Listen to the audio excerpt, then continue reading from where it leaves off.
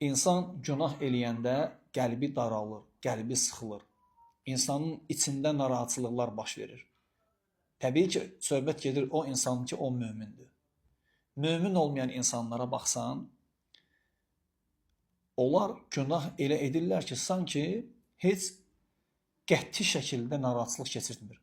Onun əməlinə, davranışına, sözünə baxırsan, adam qəti şəkildə narahatçılıq keçirtmir. Yəni fikirləşmir axirət, Allahın qarşısında duracağı gün, Rəbbim məndən soruşacaq. Yox, belə şey fikirləşmir.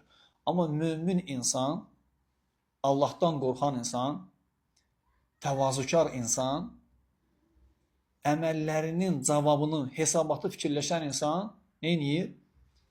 İçində narahatçılıq keçirir. Bunu Allah Teala Quran-ı Kərimdə qeyd edib, əziz qardaşlar. Allah Teala buyurur ki, Quranda: "Vəllezine izə fəalu fahişatan aw zalamu anfusahum zəkerullaha fəstəğfəru lizunubihim və men yəğfiruz-zunuba illallah."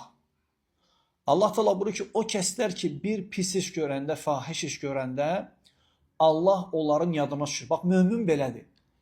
Günah eləyəndə, xəta eləyəndə, bir təqsiri olanda içində narahatçılıq baş verir. Qəribə hallar baş verir. Ondan xilas olmaq istəyir.